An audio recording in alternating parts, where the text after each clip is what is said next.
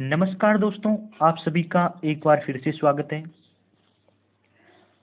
14 नवंबर all shift में DRDO septum 10 का जो एग्जाम हुआ था, उसमें आपसे जो क्वेश्चन किए गए थे, उन सभी क्वेश्चंस को लेकर उपस्थित हुए हैं। उनके साथ आंसर भी बताएंगे और आपको पूरी डिटेल से क्वेश्चन बताएंगे कि यदि आपका एग्जाम बाद में होना है, जैसे कि टेक्नीशियन ए वालों का एग्जाम अभी हुआ नहीं है, तो उनके भी किस प्रकार के क्वेश्चन पूछे जा सकते हैं। एक क्वेश्चन से क्वेश्चन पूछा गया है और बाद में उससे कितने नए क्वेश्चन बनते हैं वो भी आपको एक साथ बताएंगे। तो वीडियो को लास्ट तक जरूर देखिए। चैनल पर पहली बार आए हैं तो इसे सब्सक्राइब कर लीजिए और वीडियो को हो सके तो अपने फ्रेंड्स के साथ ज़्यादा से ज़्यादा शेयर करें। इससे पहले हमने 12 और 13 नवंबर ऑल शिफ्ट में जो क्वेश्चंस पूछे गए थे उनका एक वीडियो प्रोवाइड करवा दिया है, तो आप उसे भी जरूर देखिए। जितने क्वेश्चन पूछे गए हैं उनको एक जगह नोट करने की कोशिश कीजिए। यदि आप टेक्नीशियन ए में हैं तो आपके एग्जाम में इनमें से कुछ क्वेश्चन रिपीट हो सकते हैं। जैसा कि दो क्वेश्चन रिपीट हुए हैं 12 और 13 नवंबर को जो पेपर हुआ था, उसमें से 14 नवंबर के एग्जाम में 2 से 3 क्वेश्चन रिपीट हुए हैं, वो भी क्वेश्चन आपको एक्सप्लेन करेंगे। चलिए शुरू करते हैं। रिक्वेस्ट रहेगी आप डीआरडीओ की प्लेलिस्ट में विजिट करें। हमने जो वीडियोज प्रोवाइड किए हैं उन्हें भी देखिए, आपकी नॉन टेक की बेहतरीन तैयारी यहाँ से हो जाएगी। इससे पहले आपको बता दें, ये हमारे स्टूडेंट ने लिख कर भेजा है कि कौन कौन से क्वेश्चन पूछे गए हैं, उसी के अकॉर्डिंग हमने क्वेश्चन बनाए हैं। उसने कहा है इंग्लिश में एंटोनियम से क्वेश्चन पूछे गए, सिनोनियम से, लेकिन कौन सा एंटोनियम था कौन सा सिनोनियम था, दो दो क्वेश्चन पूछे गए थे, इसलिए हम आपको टॉपिक ही बता रहे हैं। दो ईरर पूछे गए, दो एक्टिव पैसिव के सेंटेंस, दो डायरेक्ट इनडायरेक्ट इजी पैसेज से भी था, यानी कि पैसेज इजी दे रखा था उससे क्वेश्चन पूछे गए। आर्टिकल टॉपिक से आया और स्पेलिंग चेकिंग में दो था, एक कमिश्नर की उन्होंने बताई है तो हम आपको एक्सप्लेन करेंगे। चलिए शुरू करते हैं। आपकी स्क्रीन पर पहला क्वेश्चन है और आप देख सकते हैं ये क्वेश्चन पूछा गया था 13 नवंबर के एग्जाम में, और कल यानी कि 14 नवंबर को फिर से यही क्वेश्चन रिपीट हुआ, लेकिन क्वेश्चन पूछने का तरीका अलग था। टॉपिक सेम था लेकिन दो क्वेश्चन बनते हैं, तो आपको एक्सप्लेन कर देते हैं। पहला क्वेश्चन कह रहा है कि व्यक्तिगत सत्याग्रही कौन थे। तो व्यक्तिगत सत्याग्रह के बारे में आप पूरा डिटेल से पढ़ लीजिए। इस टॉपिक से कोई भी क्वेश्चन आए तो आप इजीली आंसर कर पाएंगे। व्यक्तिगत सत्याग्रह हुआ था 11 अक्टूबर 1940 को। महात्मा गांधी इसमें शामिल थे और इनके साथ दो व्यक्ति और शामिल थे। पहले थे विनोबा भावे। ये क्वेश्चन पूछा गया 13 नवंबर को कि पहले व्यक्तिगत सत्याग्रही कौन थे, तो आपको करना था विनोबा भावे। वहीं जो 14 नवंबर को एग्जाम हुआ उसमें यही क्वेश्चन आया कि दूसरे व्यक्तिगत सत्याग्रही कौन थे, तो आपको करना था जवाहरलाल नेहरू। यानी कि दो क्वेश्चन पूछे गए। हो सकता है टेक्नीशियन के एग्जाम में क्वेश्चन आई कि पहल व्यक्तिगत सत्याग्रह कब हुआ, तो आपको करना है 11 अक्टूबर से 1940। महात्मा गांधी थे, उनके साथ पहले व्यक्ति विनोबा भावे और दूसरे व्यक्ति थे जवाहरलाल नेहरू। इस व्यक्तिगत सत्याग्रह का दूसरा नाम भी है दिल्ली चलो आंदोलन। तो आपको ये भी क्वेश्चन पूछा जा सकता है कि दिल्ली चलो आंदोलन में पहले सत्याग्रही कौन थे, तो विनोबा भावे, दूसरे जवाहरलाल नेहरू। और ये कब तक चला, तो 1942 तक ये आंदोलन चला। 11 अक्टूबर 1940 से 1942 तक ये आंदोलन या सत्याग्रह चला। इसका दूसरा नाम है दिल्ली चलो आंदोलन। यानी कि मैंने आपके 5 से 7 क्वेश्चन तैयार करवा दिए हैं। अब एग्जाम वाला कहीं से भी पूछे आप एकदम तैयार हैं। चलिए शुरू करते हैं। अगला क्वेश्चन आपकी स्क्रीन पर है, दूसरा क्वेश्चन देख सकते हैं। और ये क्वेश्चन तो 12 तारीख को पूछा गया, फिर रिपीट हुआ, और ये हमने 500 प्लस ऑब्जेक्टिव टाइप क्वेश्चंस की जो नॉन टेक की सीरीज शुरू की थी, उसमें हर वीडियो में यही क्वेश्चन हमने रखा था। जो भी क्वेश्चन आया मंदिर से, इस क्वेश्चन को फिर से एक्सप्लेन किया था और आपने सही किया होगा। ये पूरा आप पर विश्वास है मुझे। 500 प्लस ऑब्जेक्टिव टाइप क्वेश्चंस के जो मैंने 10 पार्ट आपको दिए थे, उसमें से 3 पार्ट से बहुत ज़्यादा क्वेश्चन आए हैं। 3 एग्जाम हुए हैं 12, 13 और 14 नवंबर को। उसमें से 5 से 7 क्वेश्चन हमारी सीरीज से आए हैं। तो बहुत अच्छा लगा हमें कि हमने एक बहुत अच्छी सीरीज शुरू की आपके लिए, जिससे आपको बेनिफिट हुआ। तो चलिए इस क्वेश्चन को भी एक्सप्लेन कर देते हैं। कोणार्क सूर्य मंदिर का निर्माण किसने करवाया? तो स्टूडेंट ने हमें लिख कर भेजा कि कोणार्क सूर्य मंदिर बिल्ट बाय, इस प्रकार से क्वेश्चन आया। वो इंग्लिश मीडियम का था, इसलिए उनके इंग्लिश में था, लेकिन आप हिंदी मीडियम हैं, तो क्वेश्चन है कोणार्क सूर्य मंदिर का निर्माण किसने करवाया? तो इसका आंसर आपको करना है गंग वंश के शासक नरसिंह देव प्रथम ने।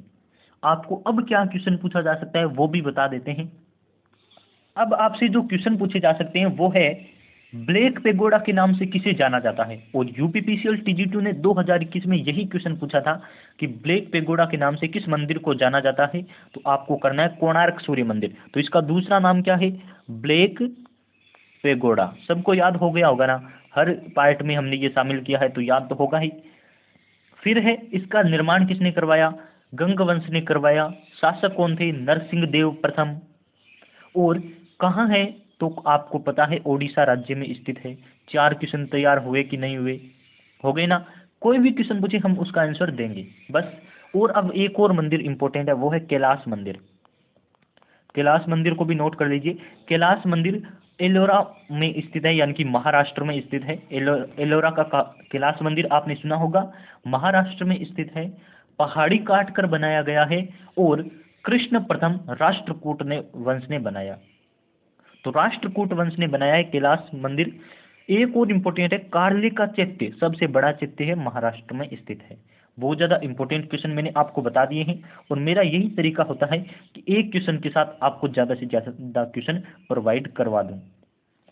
जैसा कि मैंने आपको स्क्रीनशॉट में दिखाया था, विद्यार्थी ने हमें लिखकर भेजा था कि एनिवर्सरी की स्पेलिंग। तो एनिवर्सरी की स्पेलिंग इस प्रकार से राइट होती है। ये 12 तारीख की किसी शिफ्ट में क्वेश्चन पूछा गया था। आप किसी भी स्टूडेंट से पूछकर इसका मिलान कर सकते हैं। हम सारे क्वेश्चन विद्यार्थियों से पूछकर ही बताते हैं, चाहे हमें क्वेश्चन 7 से 8 पता होते हैं या फिर 20 क्वेश्चन पता होते हैं, लेकिन हम क्वेश्चन वही बताते हैं जो विद्यार्थियों ने हमें बताए होते हैं। तो एनिवर्सरी की स्पेलिंग इस प्रकार से लिखी जाती है, आप देख सकते हैं। अब एक जो क्वेश्चन है वो पूछा गया 13 नवंबर को, VLSRSAM मिसाइल क्या है? तो इस मिसाइल के बारे में पूरी जानकारी नोट कर लीजिए। VLSRSAM मिसाइल क्या है? इसका पूरा नाम होता है, यानी कि क्या है, तो आपको आंसर करना है vertical launch short range surface to air missile है। मिसाइल का काम ये है कि इसके वर्टिकल से लॉन्च किया जाएगा। मतलब क्या है, मान लीजिए कोई हवा में आपकी दुश्मन का रडार है या दुश्मन का कोई जहाज है, तो उसे खत्म करने के लिए हम वर्टिकल इसे करेंगे लॉन्च, ये ऊपर जाकर इसे खत्म कर देंगे, इसलिए ये बनाया गया। शॉर्ट रेंज है, यानी कि दूरी इसकी छोटी है। रेंज कितनी है नोट कर लीजिए, 50 किलोमीटर इसकी रेंज है। 50 किलोमीटर रेंज है। सरफेस टू एयर है, यानी कि सतह से हवा में वार करती है। तो इतना आपको ध्यान रखना है। कब लॉन्च की गई? 23 अगस्त 2022 को इसे लॉन्च किया गया। 23 अगस्त 2022 को अभी अभी रिसेंटली लॉन्च किया, इसलिए क्वेश्चन आ रहा है। और सफल परीक्षण किया गया। कहाँ परीक्षण किया गया तो वो भी नोट कर लीजिए, चांदीपुर ओडिशा में। चांदीपुर ओडिशा में सफल परीक्षण किया गया। किसको समर्पित की है? ये बनाई है DRDO ने और इंडियन नेवी को समर्पित की है। तो इतना याद कर लेंगे ना। 23 अगस्त 2022 को DRDO ने VLSRSAM मिसाइल लॉन्च की है, जो vertical launch short range surface to air है, यानी कि ऊर्ध्वाधर लॉन्च की गई है। छोटी उसकी रेंज है और सतह से हवा में वार करती है। इसकी रेंज 50 किलोमीटर है। ये इंडियन नेवी को समर्पित है और इसका परीक्षण चांदीपुर ओडिशा में किया गया। ये आपको बात नोट कर लेनी है, यानी कि आपने एक टॉपिक पढ़ लिया लगभग 7 लाइन्स का। बहुत ज़्यादा ही अच्छी बात है, एग्जाम में कोई भी क्वेश्चन आएगा आप सही कर देंगे। नेक्स्ट क्वेश्चन आपसे पूछा जा रहा है। अब इस क्वेश्चन से मुझे एक डाउट है। विद्यार्थी ने कहा कि स्टेच्यू ऑफ का क्वेश्चन आया, कोई स्टेच्यू दे रखी थी। तो स्टेच्यू हमें पता है 3 स्टेच्यू अभी हमें पढ़नी होती है। तो मैंने आपके लिए प्रोस्पेरिटी लिया है इस क्वेश्चन में, लेकिन मैं आपको तीनों यूनिटी है वो एक्सप्लेन कर दूंगा। Statue of unity, statue of prosperity, सारी स्टेच्यू आपके लिए एक्सप्लेन कर दूंगा। पता नहीं कौन सा क्वेश्चन पूछा गया, लेकिन क्वेश्चन ये था कि स्टेच्यू ऑफ, और पता नहीं कौन सी स्टेच्यू के बारे में पूछकर कहा कि उसका निर्माण किसने करवाया। तो हम सारी डिटेल से पढ़ लेते हैं, चलिए शुरू करते हैं। पहले तो मैं आपको बता दूं, 4 स्टेच्यू आपको ध्यान में रखनी है। स्टेच्यू ऑफ प्रोस्पेरिटी, यानी कि समृद्धि की स्टेच्यू है। दूसरी है स्टैच्यू ऑफ यूनिटी सबको याद है, स्टैच्यू ऑफ इक्वलिटी और स्टैच्यू ऑफ नॉलेज। 4 स्टैच्यू से क्वेश्चन आ सकते हैं। पहले हम स्टैच्यू ऑफ प्रोस्पेरिटी को पढ़ते हैं। इसका उद्घाटन कब हुआ? तो 11 नवंबर 2022 को इसका उद्घाटन हुआ। ये 108 फुट ऊंची है, 108 फुट ऊंची है। और इसके बारे में क्या ध्यान रखेंगे, ये बंगलुरु में स्थित है, बंगलुरु में है स्टैच्यू ऑफ प्रोस्पेरिटी। बंगलुरु के संस्थापक है ना नादप्रभ केम्पगौड़ा, उनकी प्रतिमा है। यानी कि बंगलुरु की जिन्होंने स्थापना की है नादप्रभ केम्पगौड़ा, उनकी प्रतिमा स्थित है। उन्हीं कहते हैं स्टैच्यू ऑफ प्रोस्पेरिटी, है ना। और 11 नवंबर 2022 को उद्घाटन हुआ। उद्घाटन किसने किया? तो ये भी हमारे माननीय प्रधानमंत्री श्री नरेंद्र मोदी जी ने इसका उद्घाटन किया। इसके बारे में और क्या इंपॉर्टेंट बातें हैं, तो बस आपको यही ध्यान रखना है। उद्घाटन हुआ 11 नवंबर 2022 को, प्रधानमंत्री मोदी ने इसका किया। नादप्रभ केम्पगौड़ा की प्रतिमा स्थित है बेंगलुरु में। अब दूसरी स्टैच्यू आती है, वो है स्टैच्यू ऑफ यूनिटी। इससे क्वेश्चन पूछे जा सकते हैं, इंपॉर्टेंट है, क्योंकि अभी आपसे एग्जाम में क्वेश्चन पूछा शायद इसी से गया होगा, विद्यार्थी को याद नहीं है। स्टैच्यू ऑफ यूनिटी आप नोट कर लीजिए कहाँ है, तो आपको लिखना है Kevadia. Statue of unity Kevadia में ही। केवड़िया कहाँ है? तो आप कहेंगे गुजरात में। प्रतिमा किसकी है? तो सरदार वल्लभ भाई पटेल की प्रतिमा लगी है स्टैच्यू ऑफ यूनिटी में। सरदार वल्लभ भाई पटेल, नोट कर लीजिए, मैं बोल रहा हूँ आप नोट कर सकते हैं। बनाने वाले कौन थे? तो इसके सुथार थे राम सुथार, जिन्होंने सरदार वल्लभ भाई पटेल की प्रतिमा बनाई है, जिसे हम स्टैच्यू ऑफ यूनिटी कहते हैं। उद्घाटन कब किया गया? तो सबको याद है ना, 31 अक्टूबर 2018, रिसेंटली की न्यूज है। और हमने तो देखी थी न्यूज में, 31 अक्टूबर 2018 को इसका शुभारंभ किया गया। इसका भी शुभारंभ माननीय प्रधानमंत्री जी ने ही किया। अब एक और इम्पोर्टेंट आती है, वो है स्टैच्यू ऑफ इक्वलिटी। हैदराबाद में स्थित है, ज़्यादा इसके बारे में पूछा नहीं जाता, इसलिए लिख लीजिए हैदराबाद में स्थित है। और किसकी प्रतिमा है? तो आपको याद रखना है रामानुजाचार्य, रामानुजाचार्य, नोट कर लीजिए, मैं बोल रहा हूँ बस, इंपॉर्टेंट होता है। हैदराबाद में स्थित है, किसकी है? Statue of equality. इक्वल किस में होता है? तो आपको कहते हैं गणित में, रामानुजाचार्य गणित से याद आ जाएगा। स्टैच्यू ऑफ नॉलेज, तो ये B.R. अम्बेडकर, नॉलेज यानी कि ज्ञान, और ज्ञान किस में भरा हुआ था? प्रारूप समिति के अध्यक्ष B.R. अम्बेडकर, भीमराव अम्बेडकर में ज्ञान भरा था। और उनकी प्रतिमा है statue of knowledge, Latur Maharashtra में स्थित है। इतने बहुत है ना स्टैच्यू के बारे में, चारों पढ़ा दी, और क्या पढ़े। अब कोई भी क्वेश्चन आएगा आप सही करने वाले हैं। नेक्स्ट क्वेश्चन आपकी स्क्रीन पर है, टोक्यो पैरा ओलंपिक में भारत की रैंक क्या है? तो इस क्वेश्चन से विद्यार्थी ने लिखा कि एक खेल से क्वेश्चन आया था और उसमें पूछा था कि गोल्ड मेडल कितने जीते। तो हमने पूरा एक साथ ही ले लिया है, इसे एक्सप्लेन कर देंगे ताकि आपके जो क्वेश्चन पूछा गया था वो एक्सप्लेन हो जाए। देखिए, पैरा ओलंपिक के बारे में आपको क्या ध्यान रखना है, ये टोक्यो में हुआ, 16वें नंबर का पैरा ओलंपिक है। यानी कि उससे पहले 15 हो चुके थे, अभी जो हुआ 2020 में वो 16वें नंबर का था। इसमें भारत की रैंक है 24वीं रैंक, इंडिया की रैंक। पहले नंबर पर कौन था ये भी पूछे तो आपको करना है चीन।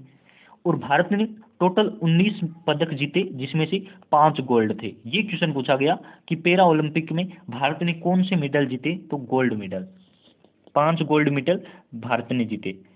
और क्या इंपॉर्टेंट है ओलंपिक में, पैरा ओलंपिक में आपकी 24वीं रैंक है। यदि आपको टोक्यो ओलंपिक की बात पूछ ले तो उसमें भारत की रैंक है 32 है, नहीं है, 32 नंबर का ओलंपिक गेम है, जिसमें भारत की रैंक है 48।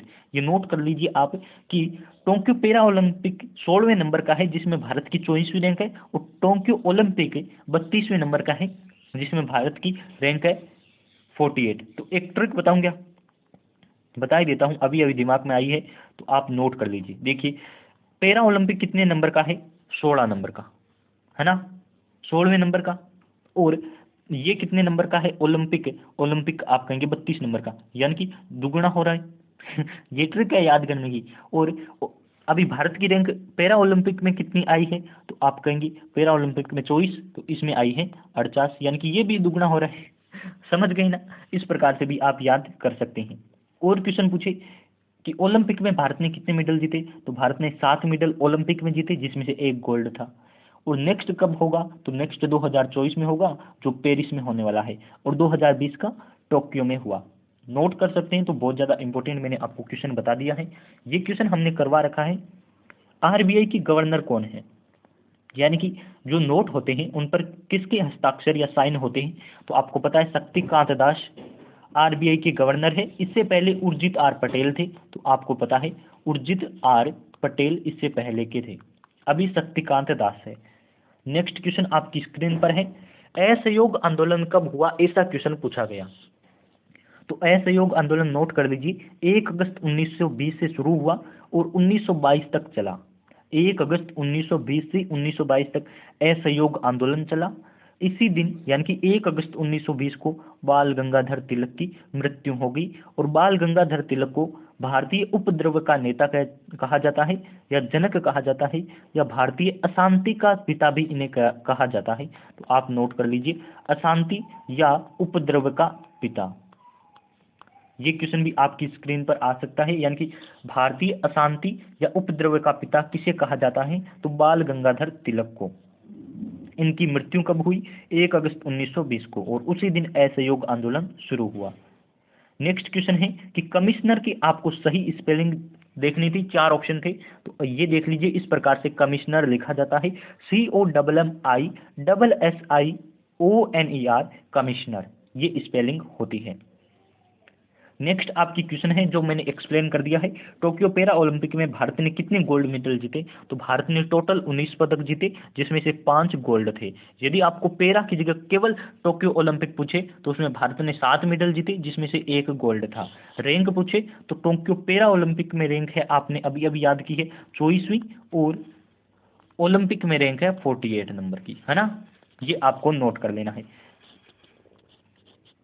नेक्स्ट क्वेश्चन है, गॉड ऑफ स्मॉल थिंग्स के लेखक कौन है, तो God of Small Thing book दे रखी थी, इसके लेखक कौन है, तो मैं आपको याद करवा देता हूं, अरुंधति रॉय इसकी पुस्तक है, गॉड ऑफ स्मॉल थिंग्स। एक और बुक है इसकी, ये भी आपको आ सकता है, आजादी नाम की पुस्तक भी अरुंधति रॉय की है, तो नोट कर लीजिए। क्वेश्चन आपकी स्क्रीन पर है, आप इन्हें नोट करेंगे, जितना ही आपके लिए काफ़ी रहेगा, बहुत अच्छा रहेगा, क्योंकि नोट करने से चीज़ें ज़्यादा याद रहती है, बाद में जब भी पढ़ें तो भी काम आएगी।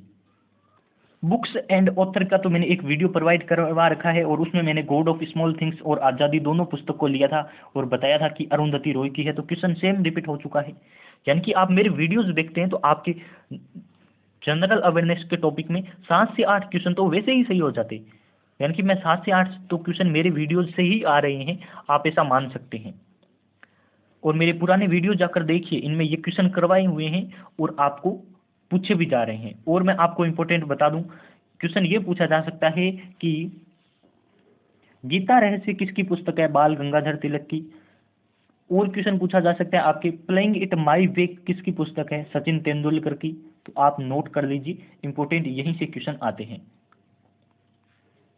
बस आज की वीडियो में बस इतने ही क्वेश्चन, जितने क्वेश्चन हमें मिले हैं आपको एक्सप्लेन करके बताए हैं, किस प्रकार से क्वेश्चन पूछे गए, आपको किस प्रकार से पूछे जा सकते हैं, सेम टॉपिक से पूरा एक्सप्लेन किया है। वीडियो पसंद आई है तो लाइक वाला बटन दबा दीजिए, हो सके तो शेयर कीजिए, चैनल पर पहली बार आए हैं तो सब्सक्राइब कर लीजिए, और पुराना वीडियो भी जाकर देखिए जिसमें 12 और 13 नवंबर के हमने ऑल शिफ्ट के एग्जाम पेपर सॉल्व करवाए हैं। बहुत बहुत धन्यवाद आप सभी का।